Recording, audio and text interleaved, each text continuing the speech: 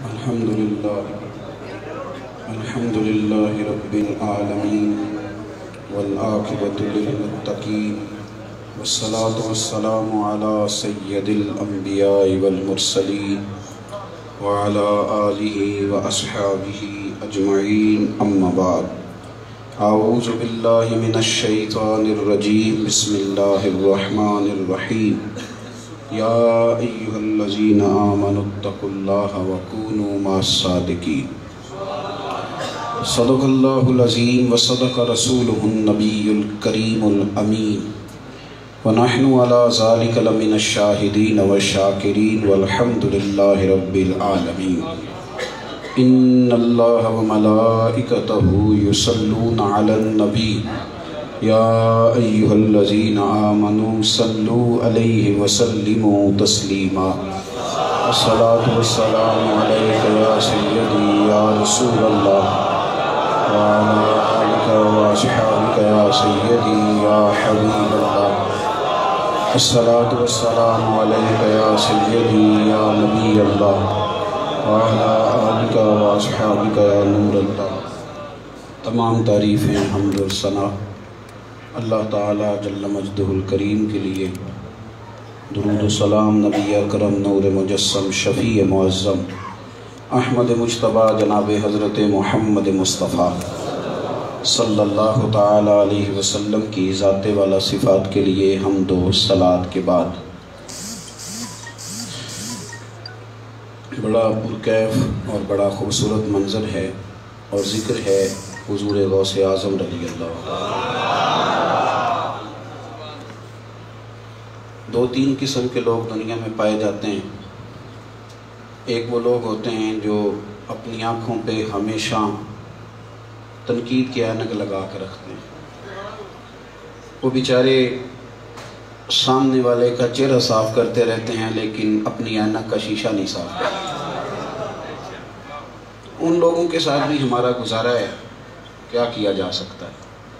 ہر قسم کے لوگ اللہ تعالیٰ کی زمین پر بستے ہیں. ایک وہ لوگ ہوتے ہیں جو کہتے ہیں کہ عقیدت تو ہونی چاہیے، محبت تو ہونی چاہیے، پیار تو ہونا چاہیے، پر رستے رستے کا ہونا چاہیے. یہ بھی زیادہ سیانے نہیں، بھی زیادہ سمجھدار نہیں. اس لیے کہ جو محبت ہوتی ہے نا، محبت وہ ہوتی ہی تب ہے جب انسان کا ہوش اپنا نہیں رہتا. اب یہ بھی کہتے ہیں جی وہ تو ٹھیک ہے لیکن، وہ تو صحیح ہے لیکن، تو یہ بیچارے یہ بھی اب رستے کے مسافر ہیں. کچھ لوگ ایسے ہیں جنہوں نے چھوڑ دیا ہے پرواہ. وہ ابھی آپ سن رہے تھے ڈاکٹر صاحب کہہ رہے تھے غلام فریدہ دنیا کچھ پہ آکھے اساں یار نو راضی کرنا. وہ ہوتے ہیں لوگ ہر جگہ. وہ تو اس قسم کے لوگ تھے جنہوں نے صحابہ کرام کو معاذ اللہ بیوقوف کہہ دیا تھا. انہوں نے کہا یہ بھی کوئی بات ہوئی کہ ہر چیز حضور پہ قربان کر دینا. وَإِذَا قِيلَ لَهُمْ آمِنُوا كَمَا آمَنَ النَّاسِ، جب ان سے کہا جائے منافقین سے کہ اس طرح ایمان لاؤ جس طرح صحابہ ایمان لائیں، تو قَالُوا وَنُؤْمِنُوا كَمَا آمَنَ السُّفَهَاءُ، کہتے ہیں ہم ان بیوقوفوں کی طرح ایمان لے آئیں. أَلَا إِنَّهُمْ هُمُ السُّفَهَاءُ، اللہ فرماتے ہیں خبردار ہو جاؤ، صحابہ کو بیوقوف کہنے والوں تم خود بیوقوف ہو. تم بیوقوف ہو. مقدر سکندر کا دیکھو کنارے چلے جا رہے ہیں پیاس سے.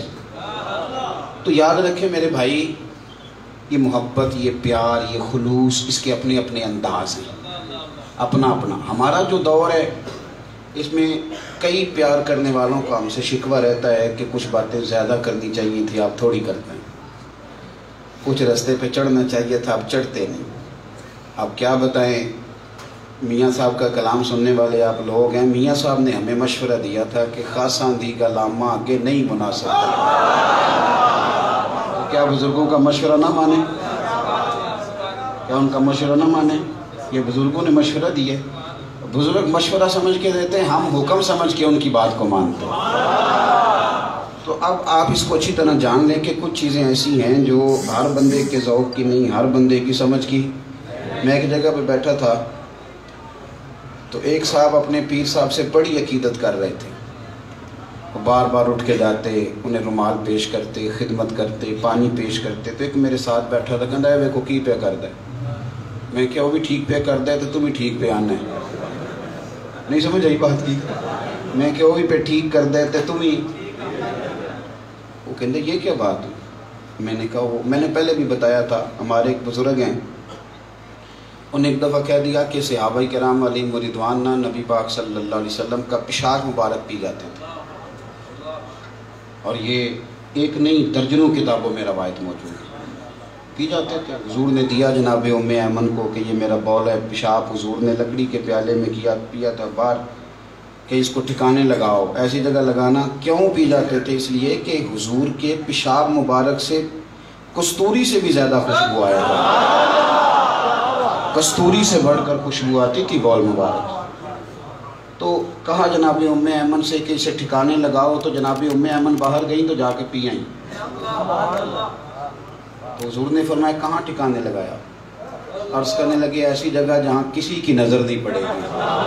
حضور نے فرمایا پی گئی ہو، پی گئی ہو.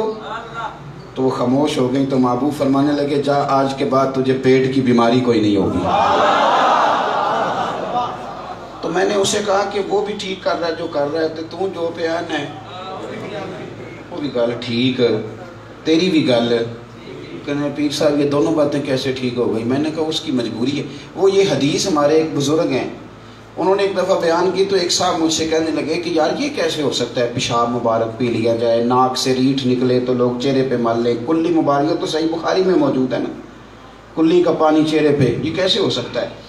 تو میں نے اس کو کہا، وہ پروفیسر تھے، ان کی اہلیہ بھی ٹیچر تھی. میں نے ان سے کہا کہ میں آپ کو بتاؤں میرے بھائی، آپ کا ایک امیر گھرانے میں نکاح ہوا ہے.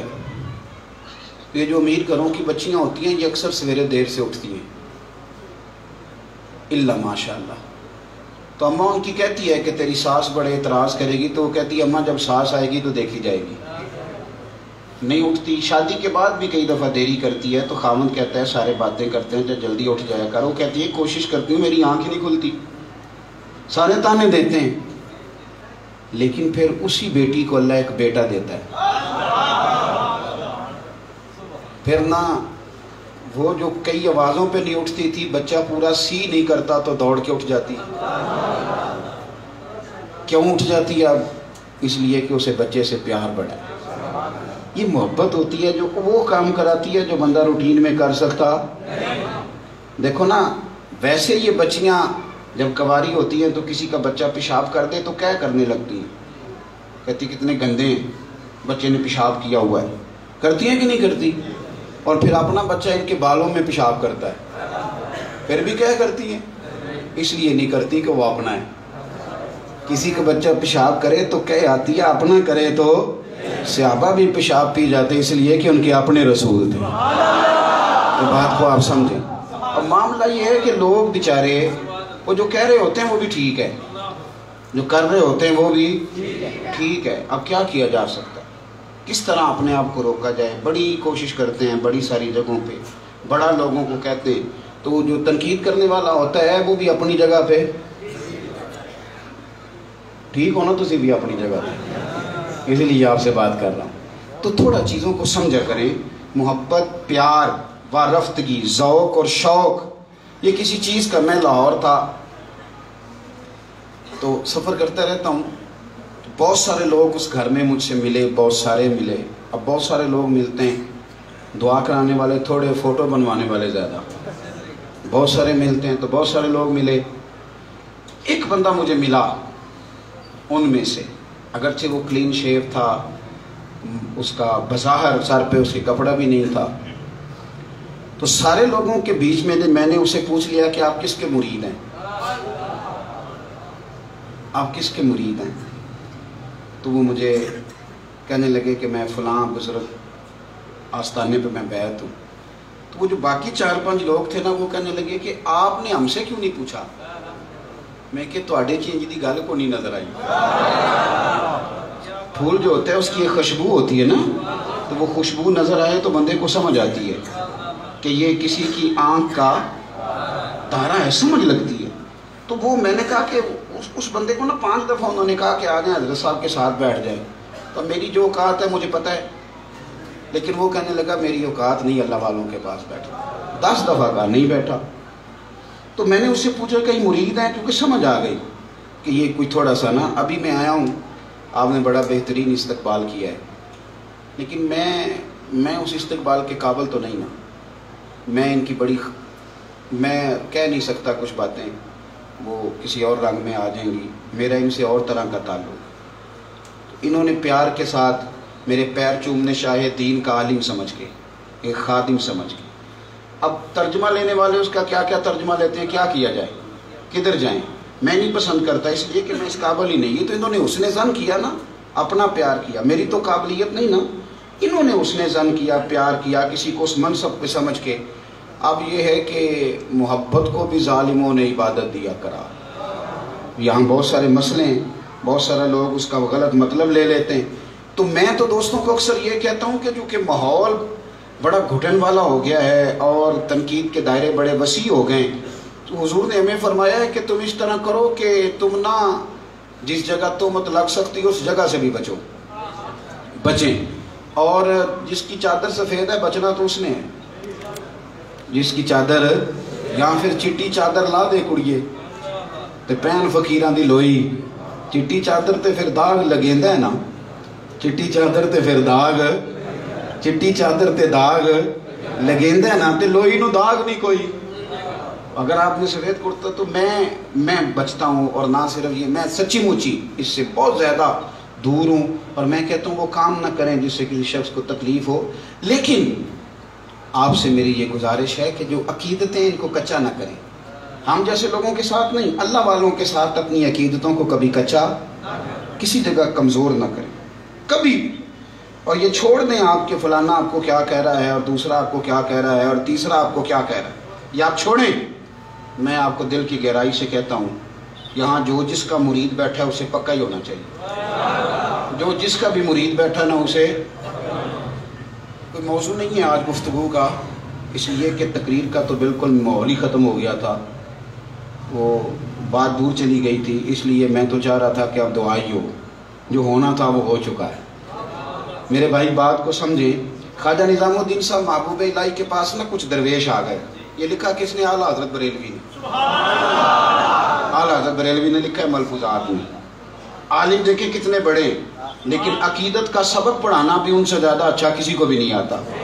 اعلیٰ حضرت بریلوی کہتے ہیں خواجہ نظام الدین صاحب کے پاس کچھ درویش آئے، کسی وجہ سے خواجہ صاحب بڑے راضی ہوئے، خواجہ صاحب نے ان سے فرمایا اٹھ کے میرے سینے لگو۔ میں مختصر بات کرتا ہوں، اٹھ کے سینے لگے تو خواجہ صاحب نے جو دینا تھا وہ کھول کے دیا، جو عطا کرنا تھا وہ کیا، ان کا سینہ بھر گیا، اور جب سینہ بھرا نا تو دیا خواجہ صاحب نے، انہوں نے نا اپنے پیر کے نعرے لگانے شروع کر دیے، میرے مرشد کی کیا بات ہے، میرے مرشد کی کیا بات ہے، میرے مرشد کی کیا بات ہے۔ تو خواجہ صاحب کے غلام کہنے لگے دیا ہمارے پیر نے، اور تیرے مرشد کی کیا بات ہے، اس کا کیا معنی ہے؟ وہ کہنے لگے مجھے جو بھی ملتا ہے نا میرے مرشد کا صدقہ ہی ملتا ہے، مجھے کوئی بھی کوئی عزت دیتا ہے، پیار دیتا ہے تو صدقہ اسی کا ہے جس نے مجھے اس رستے پہ چلایا ہے، جس نے مجھے اس راہ پہ چلایا ہے۔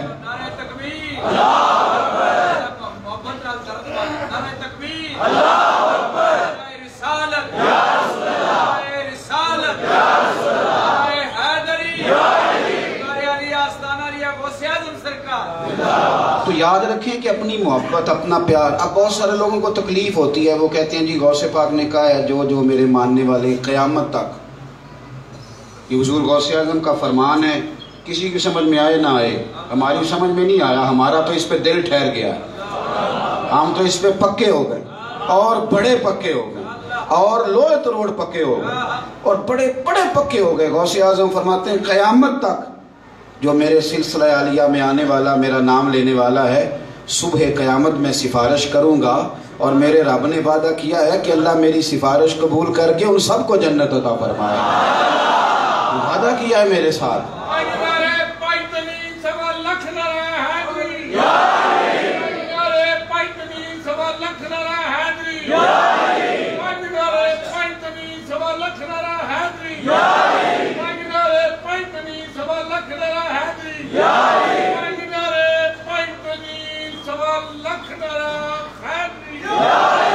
میرے عزیز یاد رکھیں اس بات کو، اچھی طرح سمجھیں کہ یہ پیار، اب دیکھیں حدیث پاک دیکھیں بخاری مسلم میں، نبی پاک صلی اللہ تعالیٰ علیہ وآلہ وسلم نے فرمایا قیامت کے دن رب فرمائے گا وہ کہاں ہیں جو میری رضا کے لیے ایک دوسرے سے پیار کرتے ہیں؟ وہ کہاں ہیں جو ہمارا غوث اعظم سے پیار کس کی رضا کے لیے؟ ان کا ہم سے پیار کس کی رضا کے لیے؟ ہمارا اللہ والوں سے پیار کس کی رضا کے لیے؟ یہ بخاری مسلم میں اللہ فرمائے گا وہ کہاں ہیں جو میری رضا کے لیے ایک دوسرے سے پیار کرتے تھے؟ آج جب میرے عرش کے سائے کے علاوہ سایہ نہیں ہے تو میری رضا کے لیے پیار کرنے والوں کو میں اپنے عرش کا سایہ عطا کروں، میں اپنے عرش کا سایہ عطا کروں گا، سایہ دوں گا میں اپنے عرش کا۔ تو میرے بھائی سمجھ لیں اس بات کو کہ حضور غوث اعظم کا پیار، داتا گانی بخش علی اجمیری کا پیار، حضرت خواجہ معین الدین چشتی کا، یہ جو محبتیں ہیں اولیاء اللہ کی، یہ چونکہ اللہ کے بندے سمجھ کے محبت ہے، تو یہ وہ محبت ہے جو انسان کو دنیا میں بھی نفع دیتی ہے اور آخرت میں بھی نفع دیتی ہے، یہ فائدہ دیتی ہے۔ قرآن مجید نے کہا یا ایھا الذین آمنوا اتقوا اللہ وکونوا مع الصادقین، اے ایمان والو اللہ سے ڈرو اور سچوں کی سنگت اختیار کرو، اللہ سے ڈرو اور سچوں کی سنگت اختیار کرو، سنگت اختیار کرو سچوں کی۔ اپنی زندگی میں اللہ کے بندوں سے پیار، اور شیطان کی سب سے بڑی چال یہ ہے کہ وہ اللہ کے بندوں سے دور کرتا ہے لوگوں کو، کوئی نہ کوئی کہانی سنا کے، کوئی نہ کوئی داستان سنا کے۔ تنقید آسان کام ہے، لوگ بڑی داستان سرائی کرتے ہیں اولیاء کے بارے میں، صوفیاء کے بارے میں، اہل اللہ کے بارے میں، اللہ والوں کے بارے میں۔ لوگ بڑی بڑی عجیب و غریب باتیں اور بڑے بڑے عجیب الفاظ کے ساتھ لوگ ان چیزوں کو یاد کرتے ہیں۔ تو یاد رکھیں میرے عزیز کہ آپ اپنا گمان رب کے بندوں کے بارے میں بڑا خیر والا رکھیں، بڑا اچھا رکھیں، اس لیے کہ اللہ تعالیٰ کے بندوں نے اپنی زندگی رب کریم کے نام کر دی ہوتی۔ تو رب کریم کے وہ بندوں کا پیار، ایک حدیث بخاری شریف کی سنیں اور اس کے بعد ایک بات غوث اعظم کی، اور میں بات کو سمیٹ دوں۔ نبی پاک صلی اللہ علیہ وسلم نے فرمایا ایک بندہ اپنے گھر سے چلا، ایک بندہ میں آپ کو بڑی دیانتداری سے کہتا ہوں کہ یہ بات اگر کسی بزرگ کا قول کہہ کے بیان کی جاتی تو اس پہ پتہ نہیں کتنا کوئی اعتراض ہوتا، پتہ نہیں لوگ کیا کچھ کہتے، لیکن ان لوگوں کے سامنے یہ حدیث پاک رکھیں، آپ ان سے پوچھیں بھائی اس کا ترجمہ کیا ہے۔ ایک بندہ اپنے گھر سے دوسرے بستی جانے کے لیے نکلا اپنے بھائی کی زیارت کے لیے، تو رستے میں اسے فرشتہ ملا، رستے میں اسے فرشتہ ملا، تو فرشتہ اس کو پوچھتا ہے کہاں جا رہے ہو؟ اس نے کہا اس بستی میں میرا ایک بھائی رہتا ہے تو زیارت کرنے جا رہا ہوں۔ اس نے کہا تیرا کوئی دنیاوی رشتہ ہے، کوئی تیرا پیسے کا لین دین ہے؟ اس نے کہا کوئی نہیں۔ کیوں جا رہے ہو؟ کہنے لگا اللہ کا بندہ ہے اور رب کی رضا کے لیے پیار کرتا ہوں، اس مقصد کے لیے جا رہا ہوں۔ تو وہ بندہ جو رستے میں آ کے کھڑا وہ کہنے لگا سن پھر، میں بھی بندہ نہیں، میں بھی فرشتہ ہوں، اور رب کریم نے مجھے بھیجا ہے کہ تم دونوں کو جا کے کہہ دوں کہ تم دونوں میری رضا کے لیے آپس میں پیار کرتے ہو تو اللہ تم دونوں سے پیار کرتا ہے، اللہ تم دونوں سے۔ اور مشکات میں حدیث ہے، حضور نے فرمایا افضل الایمان، افضل الاعمال، اعمال میں سے سب سے افضل کام اللہ کی رضا کے لیے پیار کرنا، سب سے افضل اعمال میں سے اللہ کی رضا۔ غوث اعظم رضی اللہ تعالیٰ عنہ کی خدمت میں ایک نوجوان سویرے سویرے آیا اور اس نے آ کر کے عرض کی حضور رات میں نے خواب دیکھی ہے، میرے والد انتقال کر گئے تو بڑی تکلیف میں، حضور کو دعائے خیر کر دیں۔ تو حضور غوث اعظم فرمانے لگے وہ میرے پاس آتا جاتا تھا، ملا علی قاری باقی باتیں لکھیں تو لوگ بڑی جلدی مانتے ہیں، یہ لکھیں تو پریشان ہو جاتے ہیں، وہ مشکات کی شرح لکھیں تو پھر قابل قبول ہے، اور باقی باتیں کریں تو وہ قابل قبول نہیں ہے۔ تو میرے عزیز حضور غوث اعظم رضی اللہ عنہ فرمانے لگے وہ یہاں آتا جاتا تھا، وہ خاموش ہو گیا، فرمایا کبھی میرے مدرسے میں آیا ہو خاموش ہو، کبھی ویسے ہی آیا ہو۔ حضور وہ آیا تھا ایک دفعہ، تو حضور غوث اعظم فرمانے لگے پھر تو جا، وہ ایک دفعہ تسی تے بڑے راضی ہو، کوئی جی بڑے پریشان ہونے دے گل سن کہ ایکو باری آیا سی بس۔ اب وہ بڑے ترجمے کرتے ہیں کہ نمازیں پڑھی تھی کہ نہیں، وہ توبہ کی تھی کہ نہیں، بڑی مصیبت میں لوگ آ جاتے۔ ایک دفعہ آیا تھا، میں ایک دفعہ آیا تھا، میں نے کہا تو پھر جا۔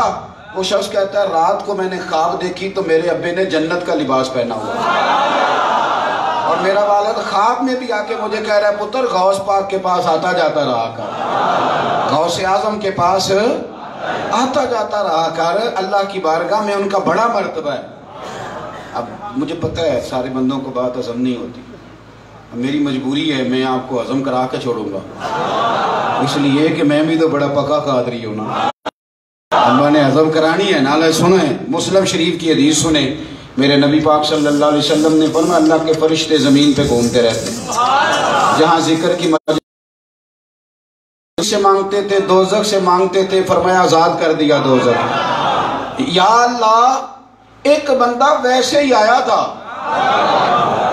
حضور غوث پاک فرماتے ہیں کدے آیا سی نا، یہ مسلم شریف کی حدیث ہے، حضور فرماتے ہیں کہ فرشتے کہتے ہیں اللہ ایک بندہ ویسے ہی آیا تھا، اللہ فرماتے ہیں جاؤ بخش دیا۔ یا رسول اللہ بخش دیا؟ فرمایا اس لیے کہ اہل ذکر کے پاس بیٹھنے والا بھی بدبخت نہیں رہتا، اللہ اسے خوش بخت بنا دیا۔ کہہ لوں پھر مولانا جمیل الرحمان صاحب نے جو کہا وہ کہہ دوں؟ مولانا جمیل الرحمان کہتے ہیں خدا کے فضل سے ہم پر ہے سایہ غوث اعظم، خدا کے فضل سے ہم پر ہے سایہ غوث اعظم کر، ہمیں دونوں جہاں میں ہے سہارا غوث اعظم۔ خدا دے گا منادی حشر میں یہ قادریوں کو، وہ کہاں ہیں قادری کر لے نظارہ غوث اعظم، وہ کہاں ہیں قادری کر لے نظارہ غوث اعظم۔ تو بھائی اللہ والوں کا پیار بندے کو بدبخت نہیں رہنے دیتا، خوشبخت بنا دیتا ہے، یہ خوشبخت بنا دیتا ہے۔ تو رب کریم کے بندوں سے محبت کریں اور صحیح والی کریں، اور ذوق شوق والی کریں، اور خوبصورتی والی کریں، اور آپ کی دلچسپی ہو۔ دیکھو نا میں کیا کروں، آج بڑے لوگ فتوے لے کے نکلے ہوئے ہیں، آپ نے یہ کیوں کہہ دیا؟ یہاں بڑے بڑے لوگ ہیں جو سیاسی پارٹی کے لوگوں کو امام کہہ دیتے ہیں، لیکن کسی کی جیب سے کوئی فتویٰ نکلتا، کسی کو کچھ کسی چیز کا خیال آتا؟ لوگ کہتے ہیں فلانی پارٹی کے لیڈر پہ جان دے دوں گا، کوئی مولوی پریشان نہیں ہوتا، کسی کو کوئی دشواری، یہاں آپ نے کہہ دیا میں میاں صاحب پہ جان دے دوں گا، لوگ پریشان ہو جاتے ہیں، میں غوث اعظم پہ جان قربان کرتا ہوں، ٹینشن ہو جاتی۔ یہ اللہ کے بندے ہیں اور ہم نے رب کا بندہ سمجھ کے پیار کیا اور اللہ تبارک و تعالیٰ کے دین کا نمائندہ سمجھ کے پیار کیا۔ میں بات تو ختم کرنے لگا تھا پر کیا کروں، باتیں پھر کچھ نہ کچھ ذہن میں آتی جا رہی ہیں، کچھ نہ کچھ باتیں اور میرے خیال میں حاشیے سے ٹکرا رہی ہیں، کر لیتا ہوں۔ کچھ دنوں سے بیمار ہوں، سفر بھی بڑا کم کیا ہوا ہے، اللہ تعالیٰ آپ سب کو بہترین صلہ عطا فرمائے۔ میں نے پرانے بزرگوں کے بارے میں سنا تھا کہ طریقت اور تصوف کا کام کرنا بڑا مشکل کام ہے، آپ ویسے کسی خشک لیول پہ کوئی کام کر لیں وہ ہو جاتا ہے، یہ تو دو دھاری تلوار ہے، ادھر بھی آپ نے خیال رکھنا ہے شریعت کے معاملات کا، اور ادھر پیش نظر ہے وہ نو بہار، اور سجدے کو دل ہے بے قرار، روکیے سر کو روکیے یہی تو امتحان ہے۔ یہاں مشکل کام ہے، دونوں طرف چلنا پڑتا ہے۔ میں ایک اپیل آپ حضرات سے کرنے لگا ہوں بڑی ذمہ داری سے اور بڑے خلوص کے ساتھ، بڑے خلوص کے ساتھ، پھر توجہ کریں میری بات پر۔ زندگی میں سارے کام آپ سے غلطی ہو جائے، اللہ کے ولی کی بے ادبی والی غلطی نہ کرنا، یہ سمجھ لیں میری بات۔ آج نا لوگوں نے تنقید کے لیے ہماری زبانیں کھلوا دی ہیں، اور معاذ اللہ بہت سارے نوجوان لمبی زبان کر کے وہ لوگوں، اگرچہ وہ اعلیٰ کار بنے ہوتے ہیں، بیچاروں کی اپنی بات نہیں ہوتی، بڑے غلط لفظ بولتے ہیں اللہ والوں کے بارے میں۔ اور میں پھر آپ کو کہہ رہا ہوں، پھر کہتا ہوں کہ اس سے مراد میرے جیسے لوگ نہیں، میں اللہ کے کامل اولیاء کی بات کر رہا ہوں۔ آپ غور کریں میں کیا کہہ رہا ہوں، باقی سارے گناہوں کی سزا ہے، لیکن اللہ فرماتا ہے جس نے میرے ولی سے دشمنی کی نا، اس کے یہ صحیح بخاری ہے اور متواتر درجے کی روایت ہے، یہ نہیں فرمایا اسے سزا دوں گا، فرمایا میرا اس کے خلاف اعلان جنگ ہے، میرا اس کے خلاف اعلان، میں جنگ کروں گا جو میرے بندے کے ساتھ دشمنی کرے۔ من عاد علی ولیہ، جس نے عداوت رکھی، جس نے میرے بندے سے عداوت رکھی، عداوت۔ ایک بزرگ گزرے محمد غوث، ان کا نام محمد غوث تھا. وہ کہتے ہیں حضور غوث اعظم میرے کلاس فیلو تھے شیخ عبد القادر جیلانی. اور ایک اور بڑا لائق طالب علم تھا ابن سکا اس کا نام تھا, وہ بھی ہمارے ساتھ پڑھتا تھا. تو وہ نا محمد عبداللہ غالباً ان بزرگوں کا نام تھا. تو کہتے ہیں کہ میں ابن سکا اور غوث اعظم کٹھے پڑھتے تھے. تو بغداد میں محمد غوث نام کے ایک بزرگ آئے تو ان کی بڑی شہرت ہوئی. ہم نے کہا چلو زیارت کرنے چلتے ہیں. رستے میں آ رہے تھے تو وہ ابن سکا حالانکہ بڑا لائق آدمی تھا تو کہنے لگا میں نہیں ایسے ہی مانتا, دیکھنا میں بابے سے ایسے سوال کروں گا اسے جواب ہی کوئی نہیں آئے گا. اور شیخ عبداللہ غالباً جن کا نام تھا وہ کہنے لگے نہیں میں تو پہلے پوچھوں گا, چیک کروں گا بندہ کس لیول کا ہے, پھر آگے بڑھوں گا. یہ دونوں باتیں کر رہے ہیں تو غوث اعظم بھی طالب علم تھے اس دور, چپ کر کے جا رہے ہیں. تو کہا آپ کچھ نہیں بولتے. فرمانے لگے بولوں کیا, نہ میں نے سوال کرنا ہے نہ میں نے چیک کرنا ہے, میں تو رب کا بندہ سمجھ کے جا رہا ہوں. میں تو کس کا بندہ سمجھ کے, سمجھ آ رہی ہے میری بات, اللہ کا بندہ جان کے جا رہا ہوں. وہاں پہنچ گئے, سلام لی. کہتے ہیں رستے میں بات ہوئی تھی لیکن وہ بابا جی جلال میں بولے. فرمانے لگے ابن سکا تم کیا کہتا تھا؟ تو رستے میں کہہ رہا تھا کہ واقعہ تفصیل سے ہے, میں بس اشارہ دے رہا ہوں. تم کیا کہتا تھا, کیسے سوال کروں گا, لاجواب کر دوں گا. فرمایا تیرے اندر سے مجھے کفر کی بو آ رہی ہے, تو اولیاء اللہ کے بارے میں اتنے غلط نظریات رکھتا ہے. اور فرمایا عبداللہ تم کہتا تھا پہلے دیکھوں گا چیک کروں گا. فرمایا دنیا تیرے یہاں تک آ جائے گی, یہاں تک دنیا میں تو الجھ جائے گا. اور عبد القادر جیلانی آپ نے فرمایا تھا کہ میں رب کا بندہ سمجھ کے جا رہا ہوں. فرمایا دیکھنا ایک وقت آئے گا کہ آپ بغداد کے منبر پر اعلان کریں گے کہ لو بھائی ولی وہ بنے گا جس کی گردن پر میرا قدم آ جائے گا. فرمایا اس لیے کہ آپ شروع سے اللہ والوں سے پیار کرنے والے اور ادب والے. تو میرے بھائی سیدنا غوث اعظم رضی اللہ تعالیٰ عنہ کہ وہ کلاس فیلو ابن سکا بڑا پڑھ لکھ گیا, بڑا کچھ بنا. پھر ایک بادشاہ, عیسائی بادشاہ کی بیٹی پہ عاشق ہوا, کہنے لگا میں نے اس سے نکاح کرنا ہے. اللہ تعالیٰ کی خفیہ تدبیر سے پناہ مانگے, رب ہمیں ایمان پہ رکھے اور ایمان پہ مارے. کہنے لگا کہ میں نے نکاح کرنا ہے. تو اس نے شرط لگائی کہ تو پہلے اپنا مذہب چھوڑ پھر نکاح کروں, تو یہ مذہب چھوڑ پھر نکاح کروں. اللہ اکبر. تو وہ معاذ اللہ عورت کی خاطر اپنا مذہب چھوڑ کے عیسائی ہو گیا. کفر کی بو آ رہی تھی ان بزرگوں کو. اور وہ جو کہہ رہا تھا کہ پہلے دیکھوں گا تو پھر مانوں گا, پھر مانوں گا, تو وہ بھی جا کے ایک بادشاہ کا وزیر منتخب ہوا. دولت تو بڑی آئی پر اللہ کوئی نہیں آئی. تو وہ آپ کی کلاس فیلو کہتے ہیں کہ ہم نے وہ دونوں باتیں تو دیکھ لی. پھر ایک وقت آیا کہ غوث اعظم بغداد کے منبر پہ بیٹھے اور آپ نے اعلان فرمایا لو بھی ولی وہ بنے گا جس کی گردن پر میرا قدم مبارک آئے. تو کبھی بے ادبی نہیں کریں, یہ مہربانی کریں آپ. اور اعلیٰ حضرت بریلوی رحمۃ اللہ لکھا ہے کہ کبھی کوئی ایسا خیال کسی اللہ والے کے بارے میں آ بھی جائے, کوئی بظاہر بات تمہیں نظر ایسی آ بھی جائے, تو اسے خیر پر معمول کرو, اس کی اچھی توجیہ کر لو, اس کا کوئی اچھا مطلب نکال لو, کوئی اچھا گمان اور اس کے بارے میں رکھ لو. غلط نظریات کو جگہ نہ دو. ہمارے ہاں اب کچھ عرصے سے تصوف اور طریقت کا دعویٰ کرنے والے لوگوں نے بھی بڑا ظلم کیا ہے. انہوں نے لوگوں کو بتایا کہ بس میں ٹھیک ہوں, میرے علاوہ کوئی بھی نہیں. جو ادب سکھاتے ہیں وہ اپنا نہیں صرف سکھاتے, وہ سب کا سکھاتے ہیں. ان کا یہ رویہ نہیں ہوتا کہ ایک میں ٹھیک ہوں ایک میرے ماننے والے ٹھیک ہیں. یہ انداز بھی اہل طریقت کا نہیں ہوتا. اس سے بھی گھٹن پیدا ہوتی ہے, اور اللہ کے بندے گھٹن پیدا نہیں کرتے, محبت پیدا کرتے ہیں. اس لیے جو باتیں میں نے عرض کی, حضور غوث اعظم سے اور تمام اولیاء اللہ سے کھل کے پیار کریں, عداوت سے بچیں, نفرت سے بچیں. یہ بڑا خوبصورت ماحول ہے. اس ماحول میں ایک بات پوچھی گئی ہے, میں نے شروع میں کہہ دیا, شروع میں نے بات کر دی تھی, اور مجھے پتہ ہوتا ہے بہت ساری چیزوں کا, میں یہاں رہتا ہوں اس زمانے میں. میں نے کہا کہ اس دور میں تو طریقت کا کام بڑا مشکل تھا, تو آج تو بڑا ہی مشکل ہے.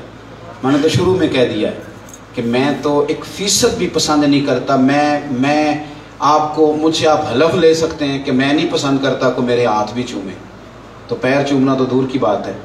اور میرا تو حال اس شخص کی طرح ہے کہ حضرت ابراہیم ابن ادم رحمۃ اللہ علیہ پر کسی بندے نے ایک دفعہ کوڑا پھینکا تھا, تو آپ کے مرید ناراض ہو گئے. تو آپ فرمانے لگے میاں تو میرے گناہ نہیں جانتا, میں تو اس قابل ہوں میرے اوپر آگ پھینکی جائے.